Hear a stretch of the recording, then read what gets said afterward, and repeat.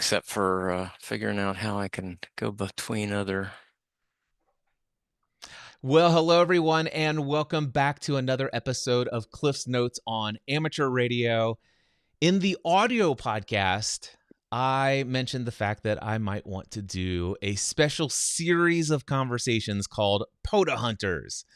And I am delighted to bring to you the first conversation in that series with Mike Sambuco, Alpha Lima 7 Kilo Charlie. Mike, how are you? Hi, I'm great, Cliff. Thanks a lot. Appreciate you inviting me on. I appreciate you coming on. It takes a little bit of nerve to say it's like, oh my gosh, Cliff's invited me to the podcast, sure. And then all of a sudden you get this, oh, he's going to be streaming it live. You agreed to. It's like it's awesome. I love it. So I want to share real quickly the story of from my perspective and my memory of how you and I met. I have, like so many people, become completely addicted to parks on the air. And some of the things that I like about Parks on the Air are the unique challenges that you have, the awards that you can earn, such as all parks in the state of Kentucky is something I'm currently working on. Then there is hunting down somebody who is activating in a park in every state in the United States. And I was working towards that just simply by doing park to parks and all this other stuff. And I noticed that I was having a very challenging time getting Alaska. And it had become a goal of mine to get Alaska. And I never saw any opportunities. There would be a couple of times I would see somebody that says they're activating from Alaska, but the bands weren't open between myself and them. And I'm just like, am I ever going to get Alaska? And I was giddy as a little kid when I heard you activating a park. And when I called and answered your CQ and you actually said my call name from Alaska, I'm like, oh my gosh, I'm going to get Alaska. And we got that confirmed QSO. And from that point forward, you became a repeat hunter for me. I think you're in the log nearly 20 times so far. And I recall one time, Mike, you had hunted me down and we had followed each other down 5 different bands. And you said, listen, if you get yourself spotted on the page, I'll come find you. And it's just little unique things like that you can actually develop a bit of a relationship with somebody over Parks on the Air. And of course, this is an opportunity for me to take that a little bit further. So, Mike, I want to learn a little bit more about you. I know that there's a lot of other people who recognize your call sign when they're activating in the park multiple times. How did you get involved in amateur radio?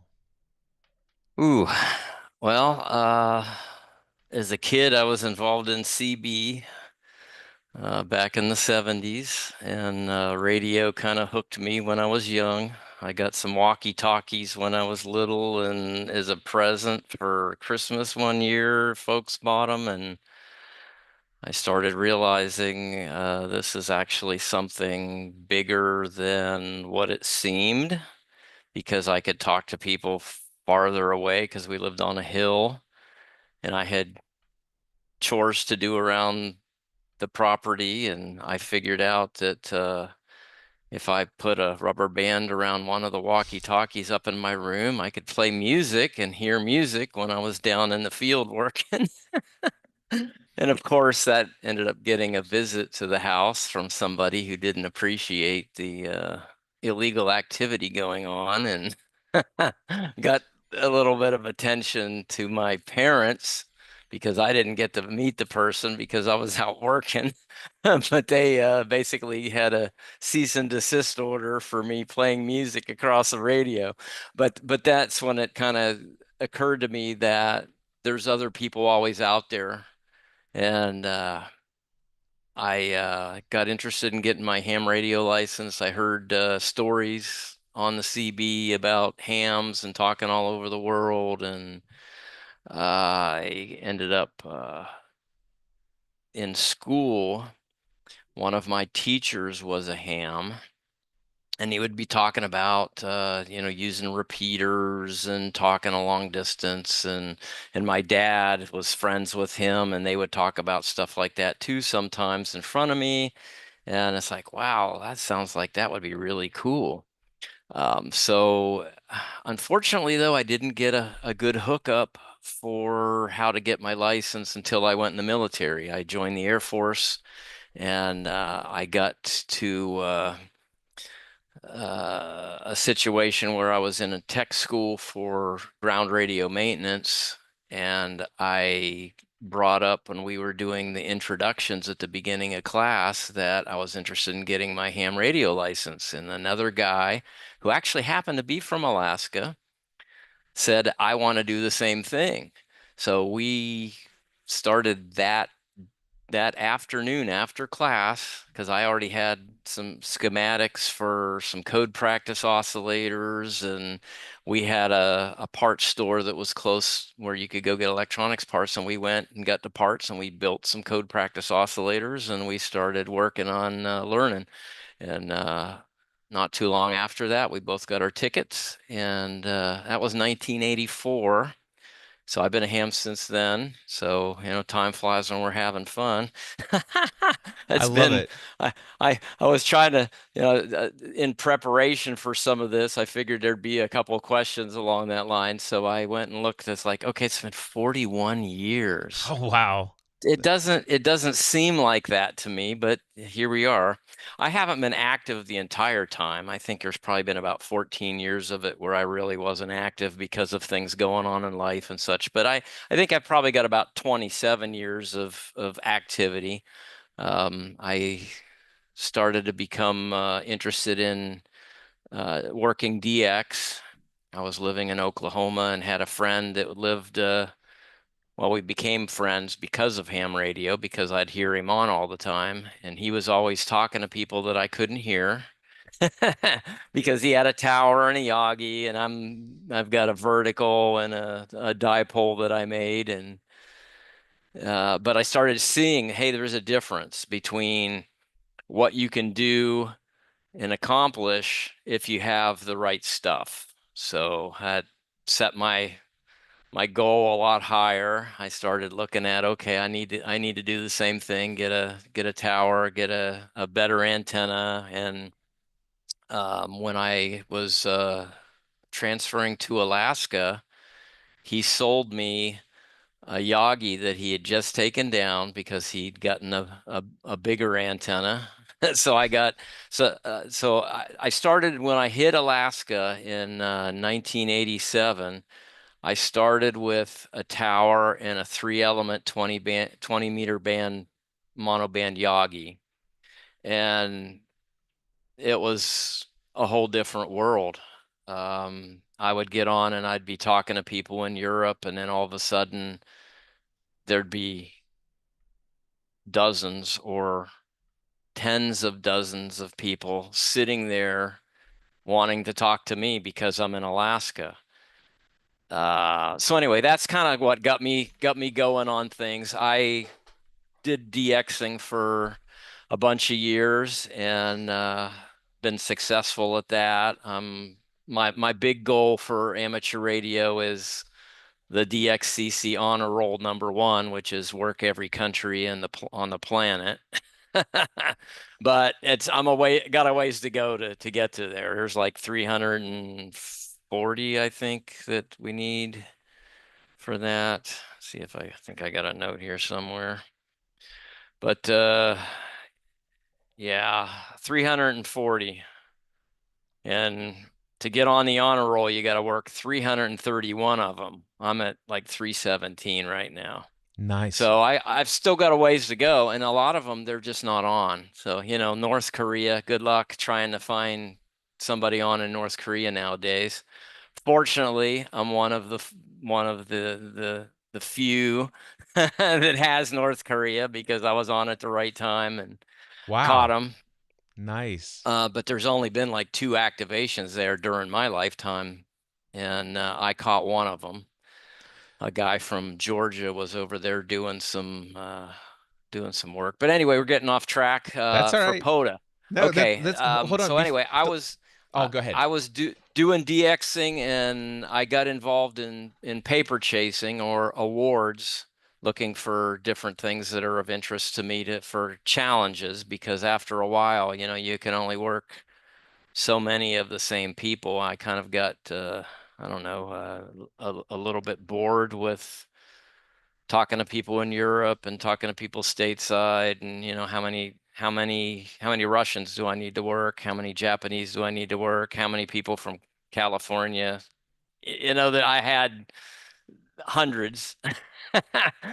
So anyway, I found out about awards, and that opened up a whole nother door in my mind about how I looked at everything with being on the air, because now every contact can actually count for something.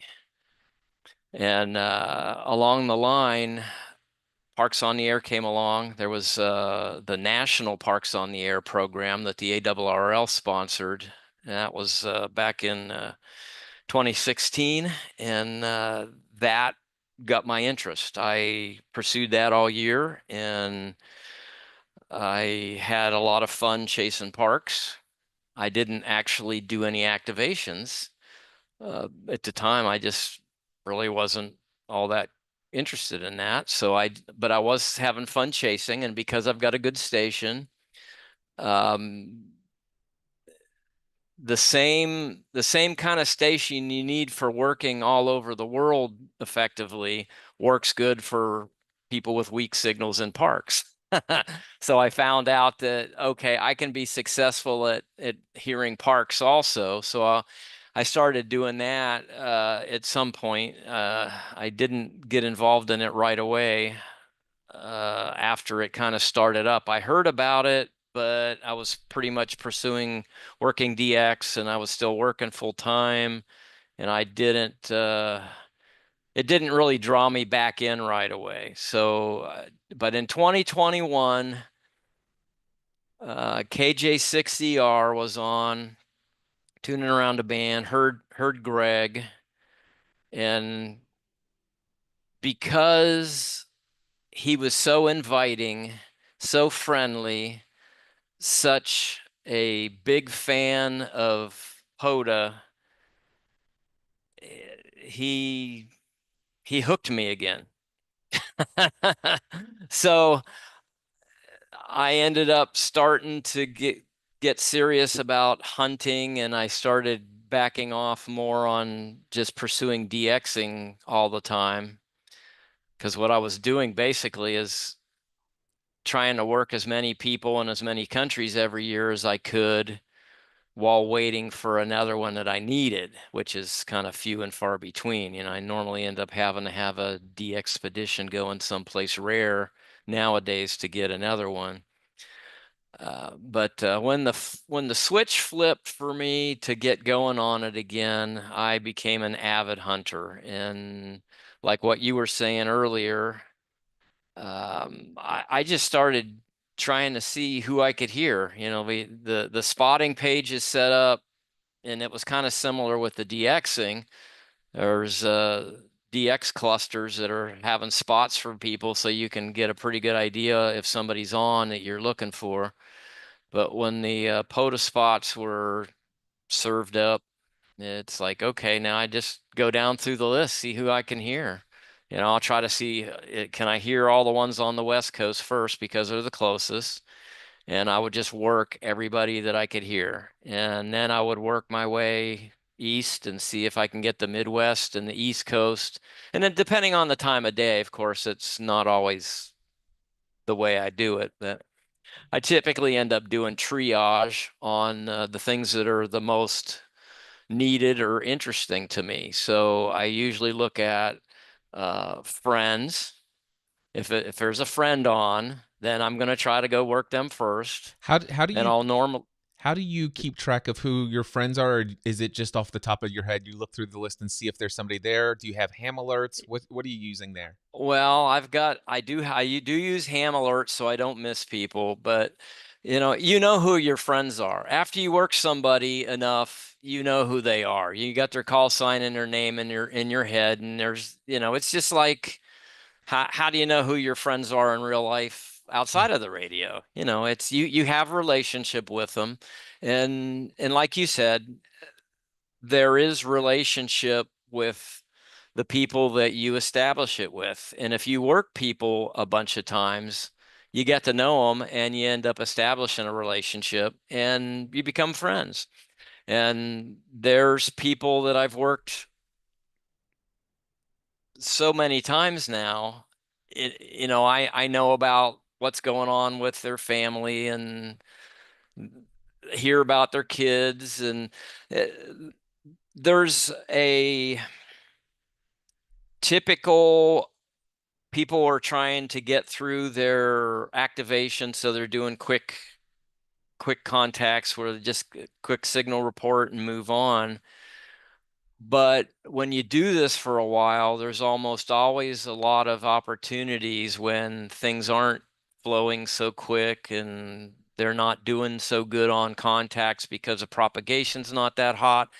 But I've got a decent signal and we can actually sit there and have a chat. So I almost everybody that I know that I consider friends, I've had lots of conversations with them because we've been doing it for years now, or even maybe just this year, but because of, say, they started up and started activating every day. So they're on every day, and I talk to them almost every day, sometimes multiple times because they'll end up going to multiple bands. And if I can work somebody as many times as possible, that's what I do. So the band conditions sometimes won't support me hearing them on every band, but a lot of times it does, especially the West Coast people. If somebody gets on in the West Coast and they stay on for a long time and they band hop, there's a pretty good chance on most days that I'm going to be able to get them on at least 3 bands, sometimes more. So there's been a bunch of days where they start out on 10 meters, I work them on 10. They move to 12, I work them on 12. They move to 15, I work them on 15. They move to 17, I work them on 17. They move to 20, I work them on 20. And there's days when it's like magic, where it's like some of them, some of the bands, there's not real strong, but it's good enough to be able to get a contact. It may be a struggle on a couple of them, but it works. And then there's other days, it's it's magic. It's like no problem. Can hear each other, no problem. 100 watts and can get it on all bands, and it's all good copy all the way. Yeah. On some days, even I'll even be able to work them on 30 and 40, but it depends on their habits and whether they do CW or not, and whether I've got access to my antenna and such. Sometimes I don't have my 40 set up. So I can tell you right now, as an activator, it is such a pleasure to hear the same call signs come in over and over again. I'm still at the place where I'm sitting here hearing you sometimes because of the band conditions between Alaska and northern Kentucky. I'm hearing you and I'm like, station with Kilo Charlie, you're way down in my noise. Say it again, say it slowly. And I have no idea that it's you. You've worked me in a park, like, let's just say 10, 11 times now. And it's like Kilo Charlie, Kilo Charlie. And it just sounds like all the other call signs. And then all of a sudden, finally, I hear, oh, it's Alpha Lee. And as soon as your name pops up, and I'm like, oh my gosh, it's Mike from Alaska.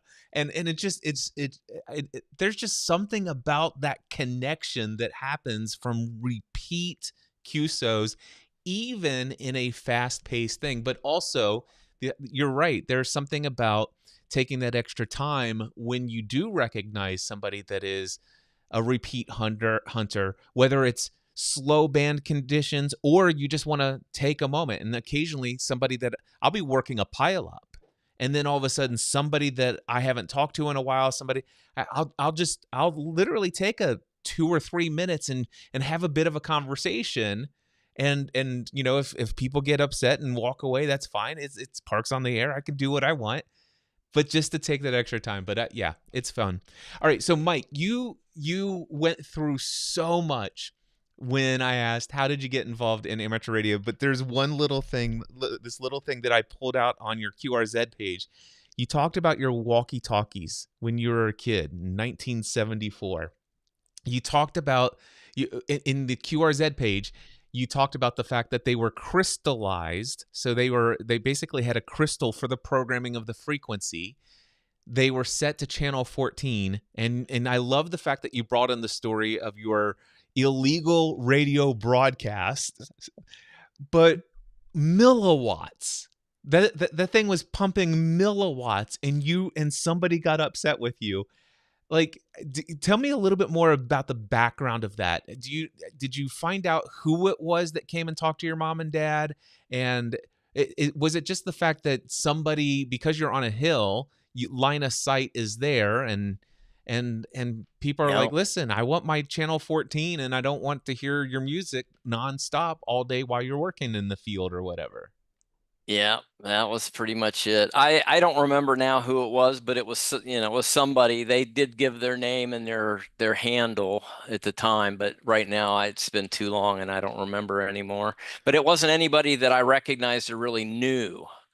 And that was the funny thing, because there was other people that I had heard, and there was local people that were really strong, that you would hear sometimes, but yeah, I didn't normally hear a whole lot on that channel.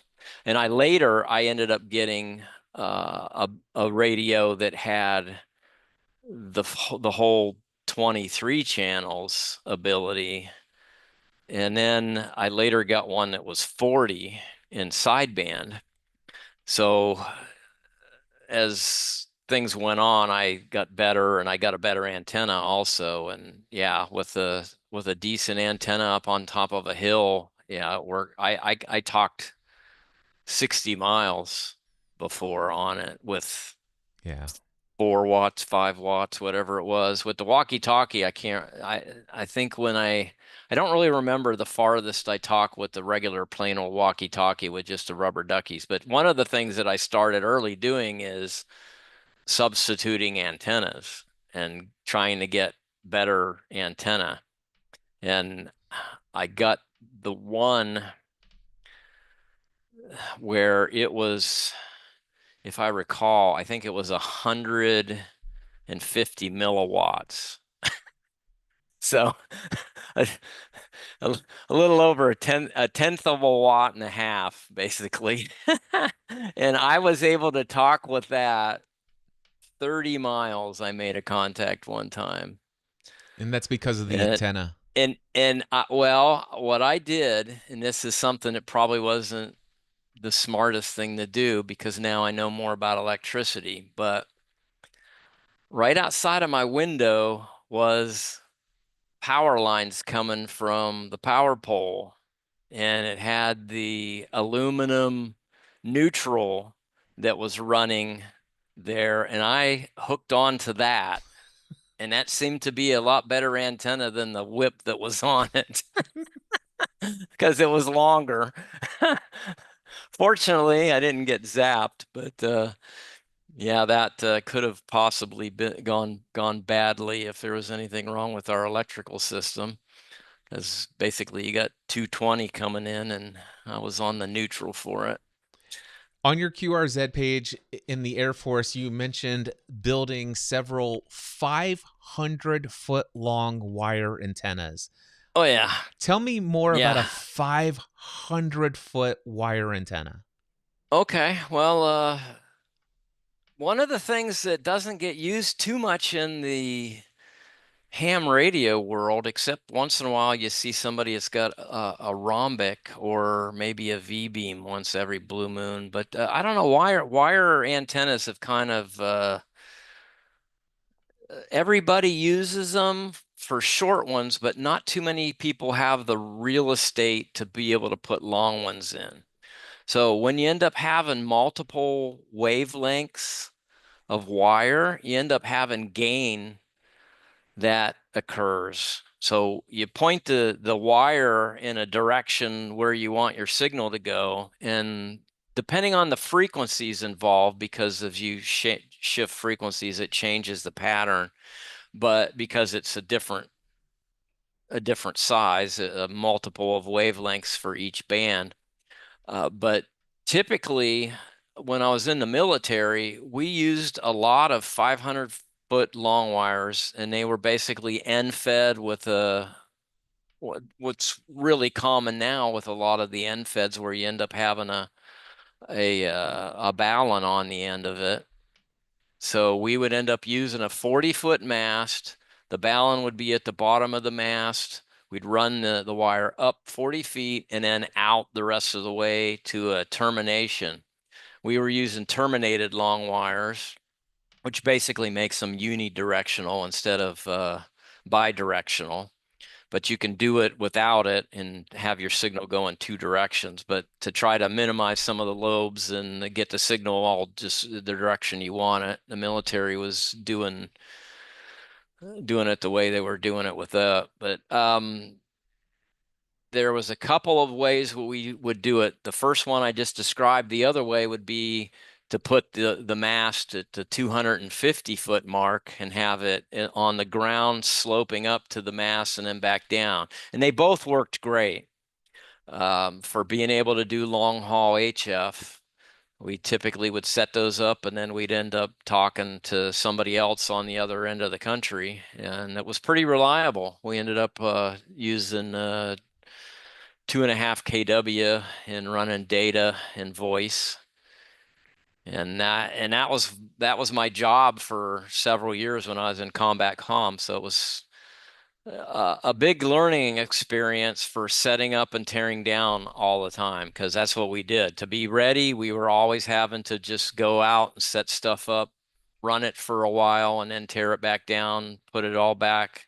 And I've still got some of the wire from back then because we would throw it all away afterwards because it would get kinks in it and stuff. And I'd have this 500-foot rat's nest of wire that some of the guys would do. I never did that. I always wound them back up on the spools because it didn't take that much more effort. But some of the guys, they would just ball the stuff up and like stick it in a bag and bring it back and throw it in the trash. And a couple of times, we had a lot of time on our hands a lot of the time. And I decided one day, I wonder if I could actually untangle this 500-foot mess. It looks impossible, but it's not. I had a big, couple bay garage environment to work with, and I would just start and would do it, and just wind it all back up on a spool. Now you got a 500-foot piece of number 14 gauge stranded copper wire that's great for antennas. And me being a ham, it's like I was all about trying to gather more resources for the future. But it's kind of funny though how people are with stuff. I don't know if you want me to get into any of this more, but because I was a ham, because I was using HF all the time, I had a lot higher knowledge level than a lot of my coworkers did about how HF worked. And I would talk about the sunspots and the solar flux affecting things, and they thought I was crazy. Literally, some of them they thought I was crazy talking about the sun and having it affect propagation. Because they had no idea that how things really worked. It's like, hey, this is my job and I know it because this is what they teach you in school, but they didn't teach us that in basic school.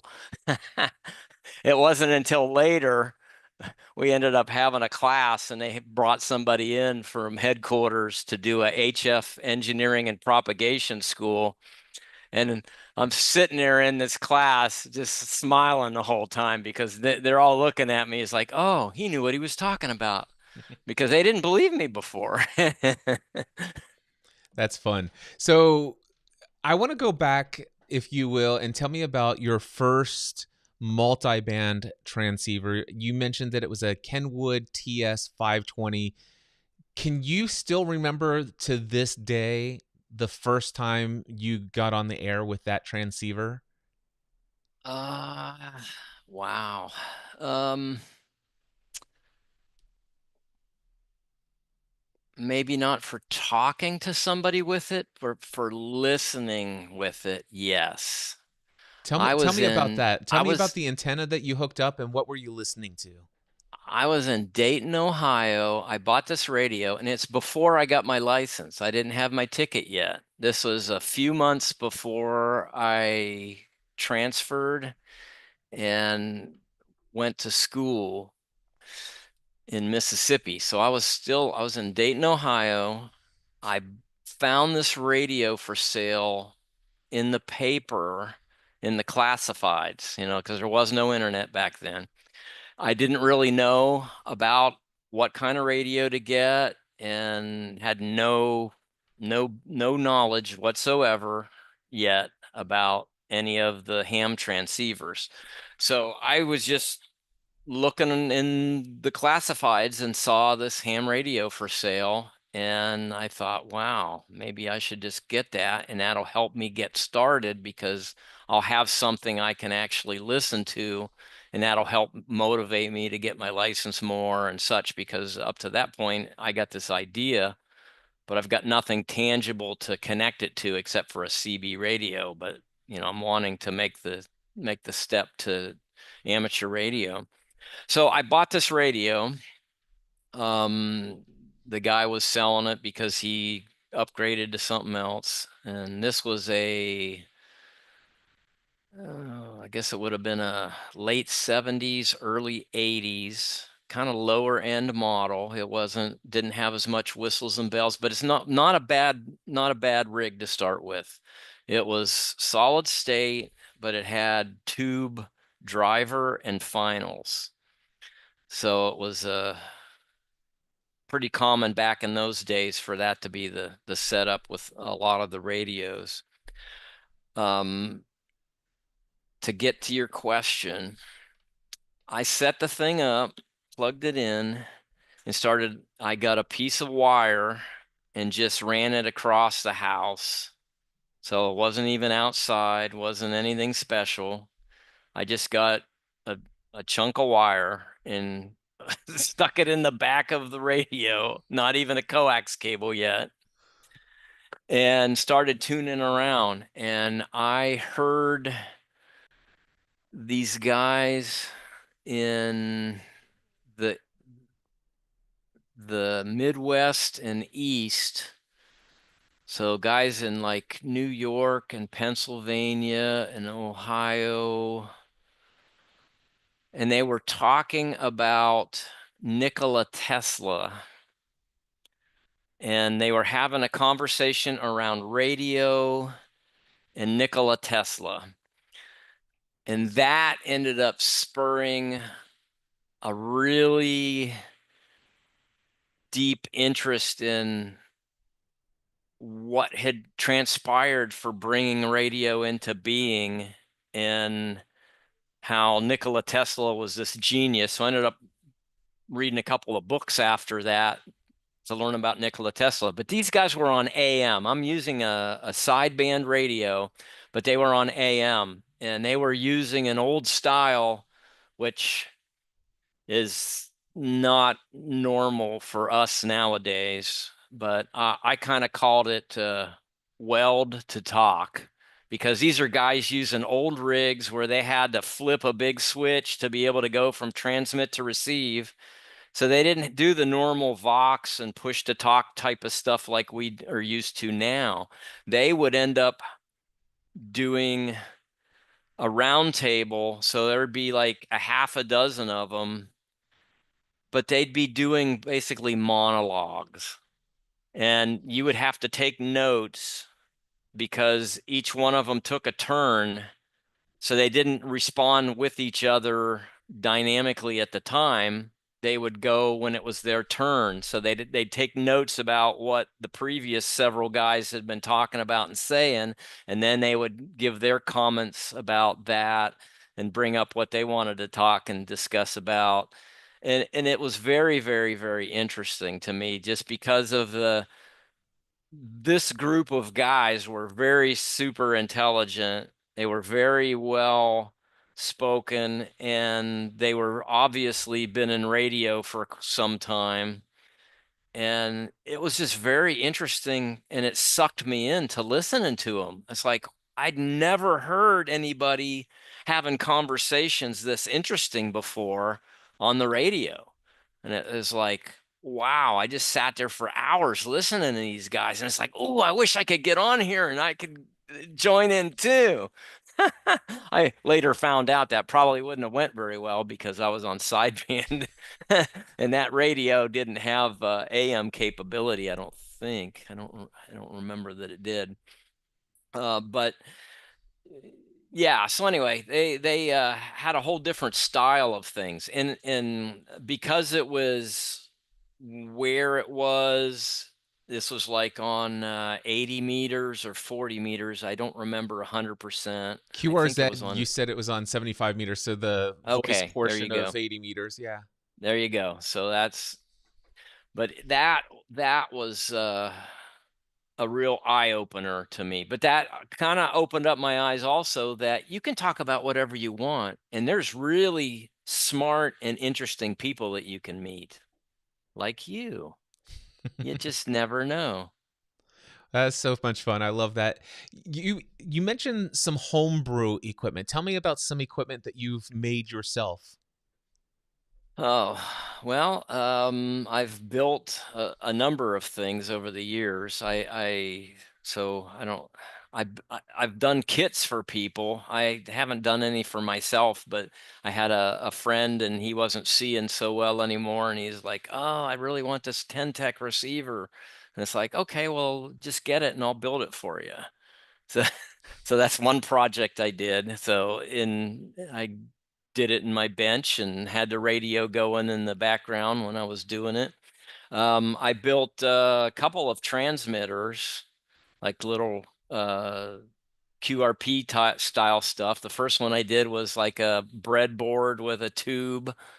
It's kind of dangerous. You don't want to have kids around because you can get on high voltage with it because it's not really protected.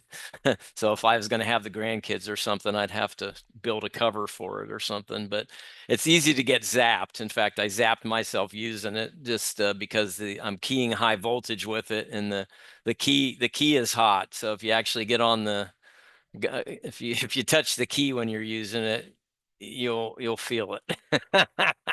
But it works, and depending on what tube you use, you can get from a couple of watts up to about 10 watts. And I got a bunch of crystals and stuff for it, but I haven't really used it a whole lot. I did a solid state version of the same thing. So you think about the size of that was probably about the size of most laptops now. And then I ended up building the solid state version, and the thing's like a cubic inch, but a lot less power. It's only good for uh, less than a watt. But it's What kind of radio funny the technology differences between solid state and tubes. what radio are you using today? Today I'm using an ICOM 7300 most of the time, and that's not really my most number one choice I would pick, but it has some features that my other ones don't. So I'm using it because I can remote control it. Nice. And do you run with an amplifier, or do you just go straight the 7300 up to the antenna up on your towers? I prefer using an amplifier. My philosophy is I can have a lot more fun faster if I use the amp. So generally I'm using the amp, but for most of this year I've been running 100 watts Nice. because otherwise sometimes you just don't get heard as well, and some people have noise and can't hear 100 watts. I know I more often than not I hear better than what people can hear me. So I live in a quiet residential neighborhood. There's not a lot of noise. I'm, kind of about 10 and a half miles out of town. And I typically can hear weak stuff. And I've noticed, I work a lot of people that are in parks around cities and they can't hear me with 100 watts a lot of times, or it's real rough. I'm having to call a lot to try to get them to hear me. And when I try to work guys like you, you're Midwest and you got all the East Coast guys calling you. I got to Yep. compete with them, and on 100 watts, it takes a lot more effort to try to be heard and to get through. And that is frustrating because if I spend 10 minutes trying to talk to you, then I'm missing out on a couple of other parks I could have worked in the same amount of time.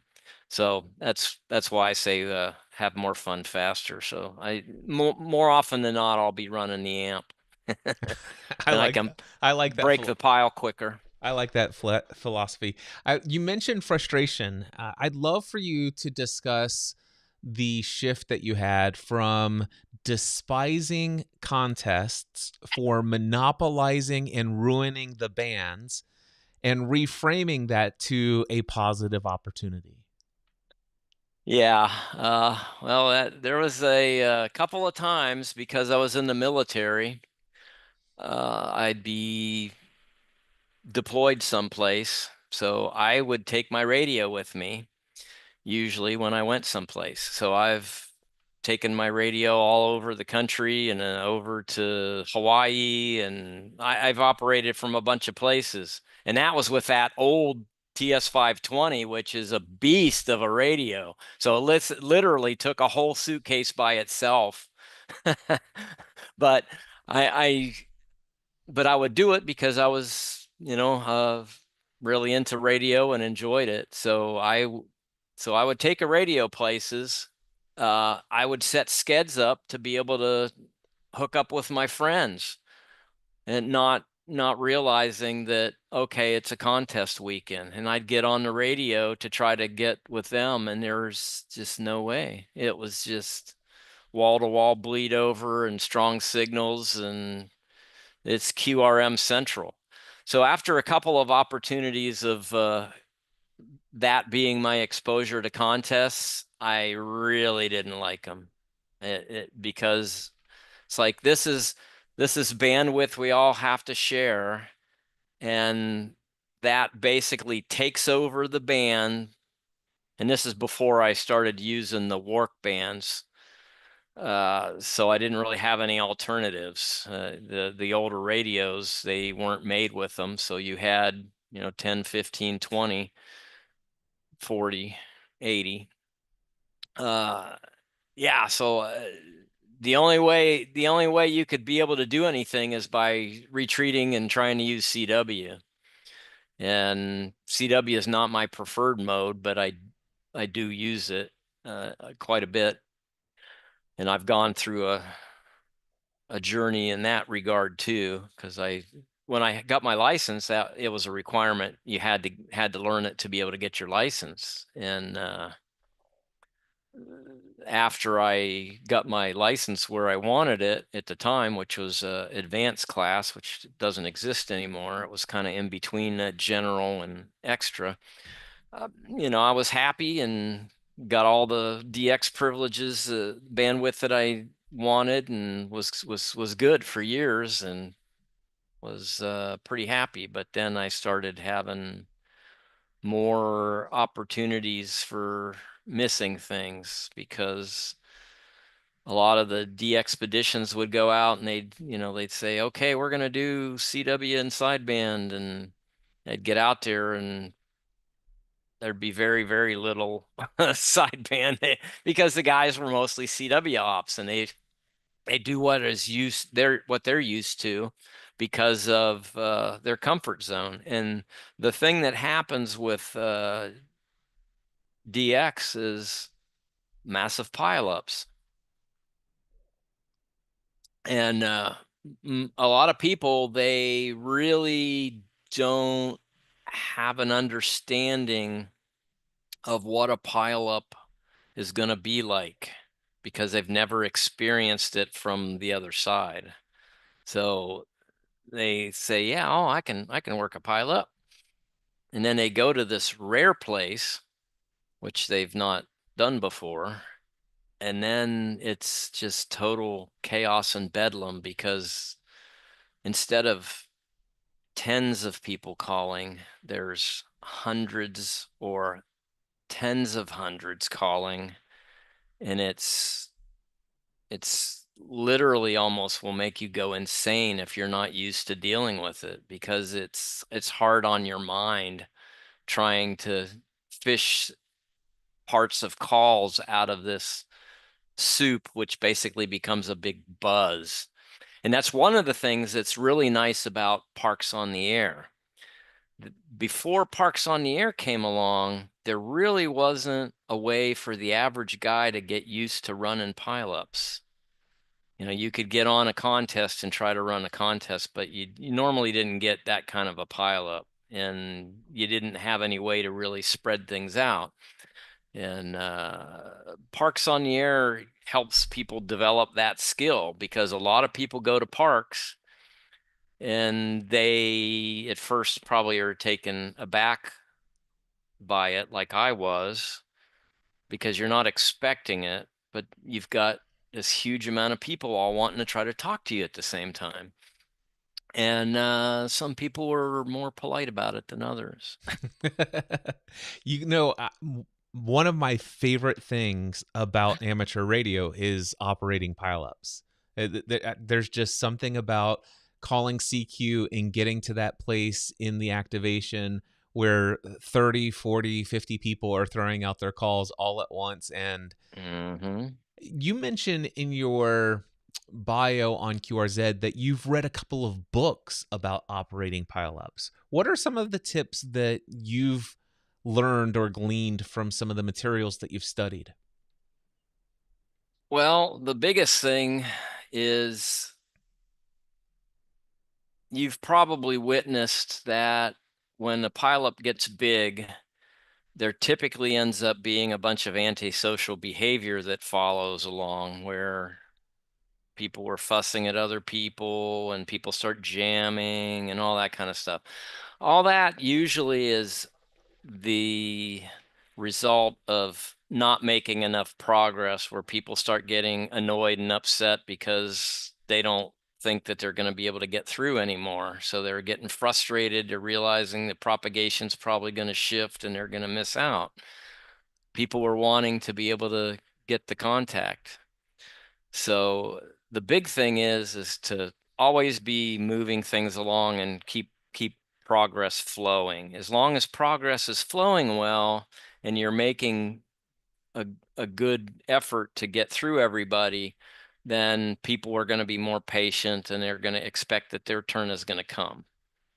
So if you can keep that going, then it's usually going to go well. And even if it gets totally messed up, where it's like ground to a halt, you've had a horrible time with it, and you're frustrated, they're frustrated, and it's terrible. If you just get back on it and get things flowing again, then things will normalize. Yeah, I love that. Yep. So that is so much fun. Okay, we're getting close to our hour here, so I want to be respectful of your time. I want to ask you about what is it like to activate a park in Alaska specifically? I mean, obviously, I know there's lots of people out there who are wanting to get that AK green box filled in on their awards on Parks on the Air, but you oftentimes are dealing with elements of weather that are unique to Alaska. So tell me about what is it like, just in your own experience, your own words, to activate a park in Alaska. Well, it's a park and it's in Alaska. That's it. So, because here, No, I'm I I'm imagine, just this blizzard-like weather. I just imagine somebody carrying like 20 pounds worth of gear on their back on either with snowshoes or they're knee deep in snow. Is it?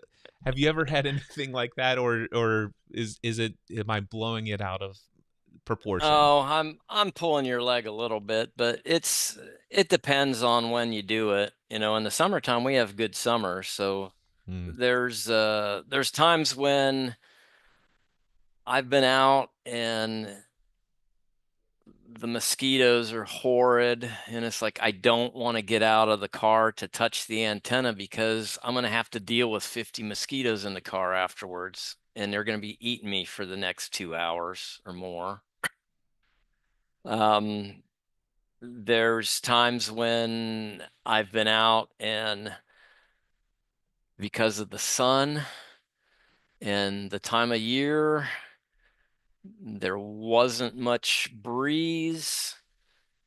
I'm getting cooked. It was so hot. I was wishing I had air conditioning. I didn't. I ended up like taking off my t-shirt and hanging it in the edge of the door. I closed the door on it, so I had a block so I wasn't getting sunburn on my side of my face because it was so stinking hot. And the the the vehicle was turned into a hot box, and I couldn't.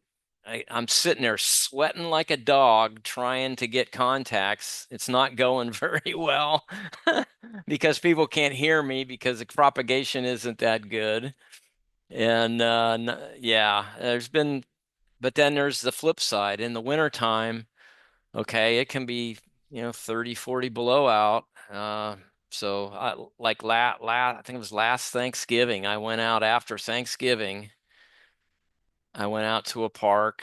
Everything's snow covered by then, and it had gotten down where it was in the negatives. It was like 30 some below zero, if I recall. I did a post. It's in the Facebook group, and the antenna doesn't want to work anymore. I've got a screwdriver antenna that I typically Uh-oh, we're frozen. use. Oh, Most of the you're time, back. I will change the whip out on it because it's got a little shorty whip, but I'll usually put a lot longer one on it. The motor didn't want to turn in the screwdriver, so I couldn't change bands right. So I had to get out and use individual resonators. I usually have some multiple choices for antennas because if something doesn't work right. And then just for convenience for switching bands, I typically end up having a switch where my rig has got two antennas switch. I can switch. So I usually got a mag mount and a resonator on top too that I often use where I can switch bands quickly. So I'll typically put like 15 or 17 up on top, and then I can just flip over between bands without having to wait for the screwdriver to retune. But anyway, yeah, I couldn't get the thing to tune. I'm trying to run on I tried to run on some 40 meters, which I don't do very often because it usually doesn't pay off. But I thought, okay, I'm going to try some 40. Oh, 40 was horrible with the radio frequency interference with the vehicle. I'm running the vehicle because I gotta have heat. I key down on 40 and all of my gauges start going backwards. And check engine light stuff comes on and it's like, oh no. Do I turn the vehicle off or is it gonna not work now because it's all wigged out, thinks something's wrong with itself because you got all the computer sensing everything. It stayed running okay, which was good. It kind of didn't want to run right for a bit, but yeah. So I'm out in conditions where I'm out in the middle of nowhere. There's nobody else around. It's dark, snow everywhere, and I now may have compromised my vehicle. So I'm sitting there going, huh, the prices we pay for doing POTA activation.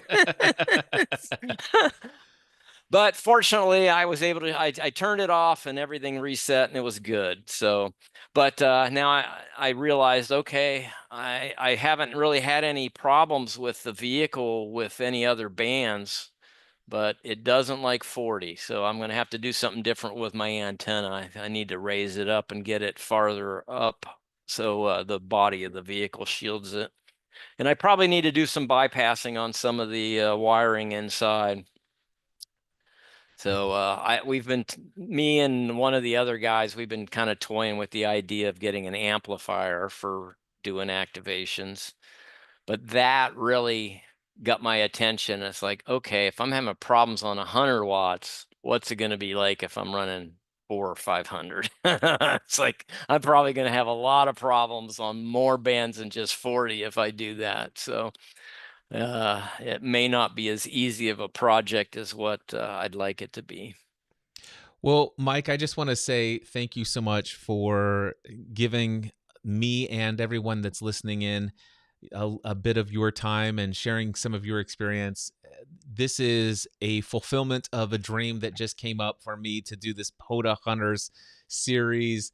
And I just knew that there would be opportunities for me to get to know the person behind the call sign for these folks, such as yourself, that have been so gracious in hunting me down in multiple different activations over the past year or so that I've been licensed. And it's just been an honor. Just I prior to this conversation that we've had here today, it's already been like I get excited when I get finally see your full call sign and I see who it is that I finally was able to make this QSO with. And I just imagine now moving forward how much more excited I will be, just because there's a bit more of a relationship. So thank you for this. And I just want to express gratitude on behalf of those who are listening to this podcast, who have worked you have worked them multiple times over the years, and it's also given them an opportunity to get to know more about you and your story beyond the QRZ bio. And I would imagine that you'll probably hear over the next year or so, people mention that they heard you on the podcast, hopefully, so they'll drop that in there. But Mike, thank you so much for your time today, and just leave us with a word of encouragement for that person out there that's had a desire to get their amateur radio license, whether it's been for the last couple of months or last couple of years or since they were a kid and they've never taken action on it. Oh, Leave us with your words of wisdom for those people. well, it's worth the effort. I can't I can't speak for everybody, but for me, this hobby has been wonderful. And there's times when it's a bit frustrating, but most of the time it's like magic. And you bring what you bring to it. So if you want to have friends, be friendly. If you want to help other people will help you. So, it's kind of like the golden rule. It's going to be how you approach things. But there's a lot of great people in our hobby, and I try to meet as many people as I can, not just on the radio, but also in person when I have opportunities when I'm traveling and stuff. I try to meet people that I've been talking with, and I've never been disappointed. It's always been a great experience when I've actually been able to get together and break bread with people or see their shack or whatever. It's always been fun.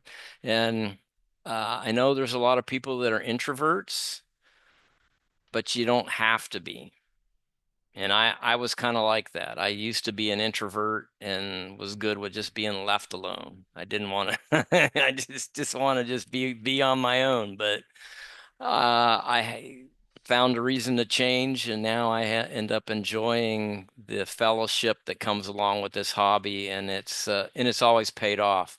I tell people all the time, try to get the biggest and best antenna you can get, because it ends up opening up a whole nother world of what you can do, because you can hear a lot of people that you can't hear with a simple antenna, and it ends up being way, way, way well worth the effort and the money and the time that you have to put into getting it done. It seems a little bit monumental at first, trying to think about how am I going to do this. But there's people that can help you. There's books, there's magazine articles, there's a lot of stuff out there on internet now.